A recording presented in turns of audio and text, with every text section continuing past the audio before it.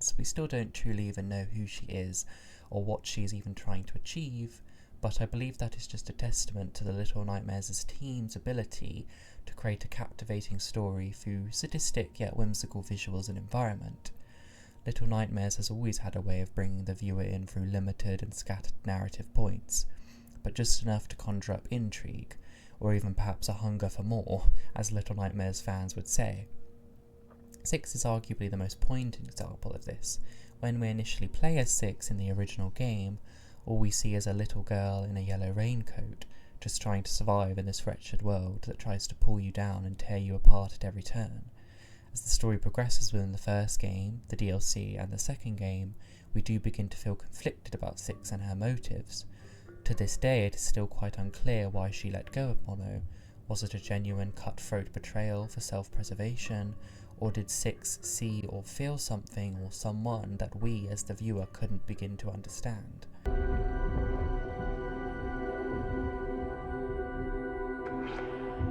Oh my god, open that fucking door now. Nah, fuck this, I'm out. I think we do have some evidence for both. We have the purely mortifying scene of 6 devouring the gnome, and regardless of if 6 knows at this point that the gnomes were once children, she was still choosing to eat a sentient living being that we know are friendly towards the children, since it was clearly attempting to alleviate her hunger with the sausage. This scene in particular could be evidence for either side. On the surface, it does seem as if 6 is acting selfishly, but with the knowledge of Little Nightmares 2, we know that 6 didn't always have this hunger. It's possible that this is the hunger's actions rather than some purely malignant behaviour on 6's part. We see the hunger progress as to where she yearns for more. Not just bread, not just a rat, not even a gnome is the end of this hunger. It seems to go beyond selfishness and torment and almost acts like some progressive disease. What I'm trying to roughly get at is that a lot of what 6 does can really be interpreted in different ways, either a more sympathetic view of 6's actions, or with a tinge of cynicism. I even think there is some weight to the idea that 6's tale is one of what the nowhere does to a child. In Little Nightmares 2, she is willing to help our protagonist, Mono, and stick by his side. We begin to see signs of a troubled child, but she seems to have her humanity relatively intact. However, when 6 is taken by the Thin Man, it seems like a switch of some kind was turned. I've always struggled to conjure up and understand what Monster 6 and the music box meant, and how literally are we supposed to take the events that happened in the final chapter of Little Nightmares 2. The music box that 6 possesses in the first and final chapter seems to be the only thing that can comfort 6 back into a childlike state of pure entranced innocence, so I don't know if in a metaphorical sense we are supposed to view Mono destroying the box as 6 losing that sense or state. It was almost like her heart and soul. 6 is perhaps a character conflicted between a childlike state for a portion of the second game, and then by the end is beginning to understand the brutality of the nowhere. It doesn't exactly explain what Mono means in the equation of the destroying of the box. Although we are playing as Mono in the final chapter, perhaps we are seeing what happened from 6's point of view but through Mono instead. That's my only explanation, that Mono is being used as a vessel to show how 6 has changed due to either the signal tower or for narrative purposes. I think the hunger scene with the runaway kid and 6 betraying Mono are the two most significant events that sow a sense of caution in people's sympathies for 6. It's likely made easier by the fact that we don't have a lot of surrounding information on what the children of the nowhere really are. I mean, we know they are children, of course, but I do think the average viewer in a casual playthrough may be unfamiliar with who these children are, and even die-hard fans for a long time, and still today, have that same confusion. But ever since the Sounds of Nightmares podcast series, we know that these children, just like children of our world, are relatively normal, and they aren't a product of the nowhere.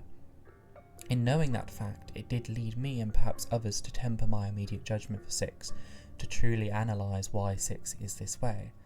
One basis to immediately get out of the way is that from the Sounds of Nightmares podcast, we get the impression that the ferryman, who brings children to the nowhere as a gateway through, preys on psychologically vulnerable and broken children, or at least children who may be easily swayed to travel with him. Noon is a girl that had a myriad of issues like potential abuse from her parents, and is now having to spend her time with Otto being tested on like some lab rat. She has every reason to feel like her world isn't worth being a part of, since nearly every adult that was supposed to protect her had failed in some way. I'm saying this because perhaps Six, like Noon, was a troubled child.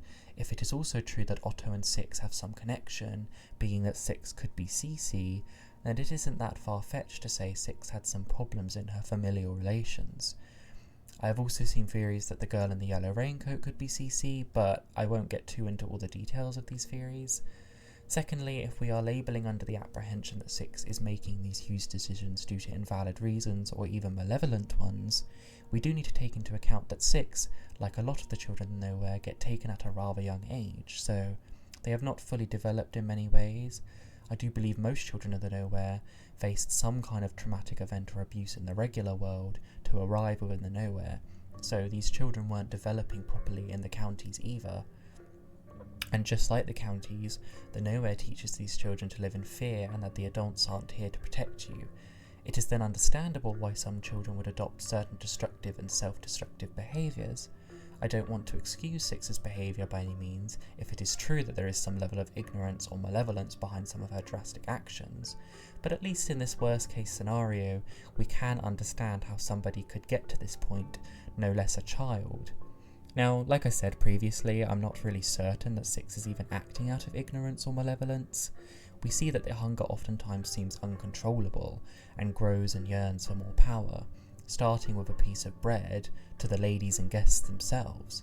And in the case of Six's betrayal of Mono, it is hard to discern what her thought process was altogether, so in my analysis, it's possible Six is more broken than malicious, struggling to understand right from wrong in a world that is teaching her how easy it is to do the wrong thing, to indulge into the hunger or the power of it all. Six's hunger is not much dissimilar in that way to the guests, besides that it is tempered by its flickering on and off nature. This could be showing how much this world is changing Six, whether it be of the signal tower's doing or all of the trauma she has endured. I don't believe it's the signal tower, since when she is on the moor, she's still being afflicted, she's still changing for the worse, so maybe in Monster 6 form it changed her, but not overall.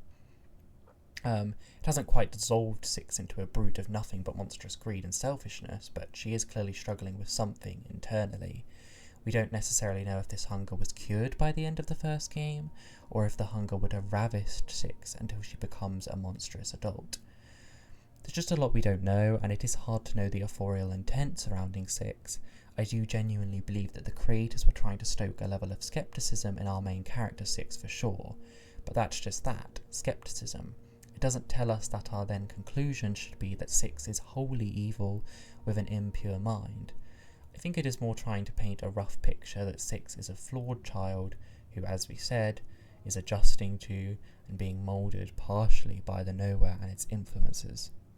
I think we see many other minor moments within the games, like Six playing with the mannequin's hands, or brutally murdering the bully as smaller indications that Six is unadjusted. But again, I always viewed it more as a child that is conflicted and detaching from an empathetic and more human reality. That being anywhere that isn't the Nowhere really. The Nowhere, as we know, is a place where love and understanding and empathy dies. It's a dog-eat-dog world for the children that find themselves within it, and perhaps Six is a product of that. What does make Six unique is that she seems to beat the odds. Most kids don't seem to make it that far, but Six is odd. She knows how to play the game that the Nowhere torments its victims through. I think we have covered a decent amount of the major events Six has traversed through, so I think we can start the discussion that I want to get to, which is what is Six's trajectory now.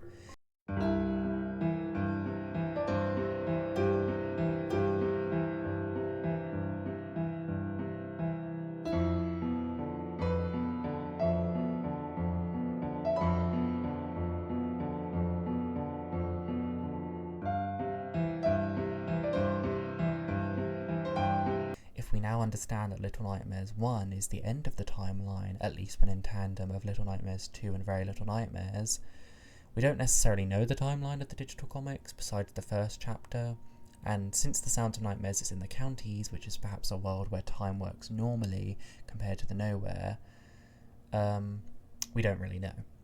If it is true that Six is Cece, then it would have to take place at least after Six was taken into the Nowhere. It still makes it hard to decipher its exact placement. With Little Nightmares 3 on the horizon, I'm quite unsure what to expect for 6's lore. We now have Supermassive Games working on the series, so they may have a very different route they want to take the storytelling of the Nowhere. Perhaps they don't even want to continue on with 6's story. It does seem like Little Nightmares 3 is mostly separated from 6's story, since we are within the spiral, which almost seems like a sub-dimension in the Nowhere. In general, the environment is quite detached from anything 6 has explored, maybe signifying that they want this story to embody more of Lowen Alone's character. There isn't really anything in the trailers for Little Nightmares 3 that hints at any developments for 6's story, so anything beyond this is pure conjecture on my part in the rest of this segment. If we do a rough mind map of the timeline of 6, we know that at a certain point, 6 was on the nest in Very Little Nightmares, but not knowing how she got up there. Then in the lore we have the first chapter of the digital comic, which most likely takes place just before Little Nightmares 2, as 6 is in the woods. We then have her journey with Mono in Little Nightmares 2, which culminates in 6 letting go of Mono, dooming him with the inevitability that he will become the Thin Man. And then finally we have the events of the first game, where 6's hunger leads her to devouring the lady and walking off with unimaginable power that we don't have a clue what she will use it for.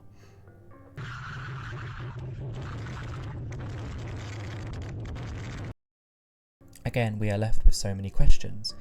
We see in the secret ending in Little Nightmares 2 that Shadow 6 directs 6 in the Maw. Firstly, what is this Shadow 6? Why would 6 be so intrigued by the Maw? Perhaps she knew from someone or somewhere that it held great power. And lastly, why does 6 want this power? This final question is the one I want to try and uncover, since that could tell us 6's future. I believe the most obvious answer is that she of course wants to escape the Nowhere, and perhaps her attempt to obtain this power from the lady is all she knows of. It is ambitious, but does 6 actually know if this power would have any effect on her escape from the Nowhere? I think it is important to go back to that idea I mentioned earlier about 6's conflicted mind. I'll be honest that I don't know much about the merit of this argument, since it is quite obvious the game puts more focus on 6's unnerving behaviour. However, we do see 6 put a decent amount of effort to help Mono and the girl in the raincoat. I just think that it is more subtle and woven into the narrative. I mean, I don't think there is really anything 6 gained materialistically from betraying Mono. She seems quite lost on what to do until the shadow version of her points her to the poster, so she clearly had other motives even if they were flawed. My point is that if it is true that 6 is quite a conflicted person, perhaps like most children she started off scared and alone, but has begun to adjust to the world in a sense of ambition fueled by hopeless nights. I sort of feel that 6's approach is to tame the world around her instead of escape it. Perhaps 6 doesn't have hope of escape, so she is eating her way through the system of the Nowhere for power. I think this could in turn fuel the idea that yes, 6 is quite selfish in her ambitions, but maybe it's sort of a situation where she is doing the right thing in the wrong way. She of course is not in alignment with the monsters of the Nowhere, and it seems as if she wants to destroy parts of it at the very least. However, she has quite rapid brutality attached to her willingness to achieve such goals. 6 is, in what we can understand, cunning, quick-witted, often detached emotionally, and as I said, it's quite likely because of what the Nowhere does to children who make it this far. Even with all this information and understanding, I don't really know how I can infer it and transform it into solid ideas surrounding 6's future. I don't feel that the ending of the first game invoked a feeling of a finale for 6's story. It feels more like a triumph to come. She does get revenge on the lady and guests, so unlike Little Nightmares 2, we do in a traditional sense see the villains get taken down. But I believe 6's hunger wanted something, since that's what a hunger is. You need to satisfy it, likely rid it of that hunger, or tempered it when consuming the lady, but simultaneously we think of hunger as something that is more like a craving than a wish or desire. Hunger is a temporary feeling with temporary satisfaction, like most cravings, so I don't even really know if 6's hunger is cured. Maybe she will go on to other locations with that same aching pain that growls and patters in her stomach, clawing for more of what it may well need and crave. It weirdly makes me think of the Candleman, and if he is the rift between the counties and the Nowhere, that all of the children must be mildly familiar with him. Unless they have their memories wiped. If not, then 6 must have encountered him, and so perhaps at some point in 6's journey she would want to encounter him again. If he is the key to entering, then obtaining his powers could be the key out. That is the one connection I think 6 has to Little Nightmares 3. We know Lo and Alone want to escape, and we can expect to find out at least some information on the Nowhere and how to escape, even if it begs more questions with its usual tinge of vagueness. I think those are my strongest ideas for 6's future, being what Little Nightmares 3 might tell us and the Candleman himself. I think the Sounds of Nightmares podcast plays such an important role in understanding the Candleman. Before the Sounds of Nightmares, we didn't really understand him whatsoever. And, I mean, we still don't really understand him in usual Little Nightmares fashion. However, he has given us some information on how children enter and how adults enter. With the Candleman's logic, we know that children find themselves upon the horrors of the Nowhere by some kind of trauma or loneliness. That makes them susceptible to want to escape, and since they are children, they are likely easier to sway, since we know most children yearn for a sense of belonging and protection, to even stay afloat. We know Noon was very lonely. She'd been picked on in school and supposedly didn't have anyone she truly trusted to open up about. When she started to experience her dissociations from reality to the Nowhere, 6 is likely a girl that, even before entering the Nowhere, was deeply troubled in one way or another. We just don't really know how. 6 is also a character that I've been deeply connected to since I delved into this series back when the first game came out. She is everlastingly an intrigue for the Little Nightmares community, and I think it's understandable why. The series really seeps into a sense of visceral yet simultaneously whimsical reality for broken children that start to feel more ceramic as you progress and understand this tale. 6 is honestly a great example of an imperfectly perfect character. Her story is told in a way to invoke a conflicted sense of mind, to make you wonder who this really is. Why is she doing the things she does? What are her goals? Is she with pure intentions? I do think I've attempted to somewhat answer some of these questions surrounding 6. However, as I said, some of this was conjecture on my part, and some things I truly have no idea where to begin. We may not get a complete story for 6 ever, which I suppose it is fitting to have more vague, open-ended stories within the Little Nightmares universe. However, I suspect 6 sort of being the mascot for the series, that we will get some level of closure in one form or another, and I hope for that day. I'm hoping to make more Little Nightmares content and in longer form. It's just that even these 15-minute videos take some time with the script, editing the script, and then editing the video. I don't think I'm particularly good at it, so I'm mostly trying to improve and master the craft. I'm open to any suggestions for Little Nightmares content, since that definitely speeds up the process, and just in general, any suggestions are something I'd look into, since perhaps I'll branch out to more than just Nintendo and Little Nightmares so far. I hope you all enjoyed my analysis of our beloved 6. Have a great day.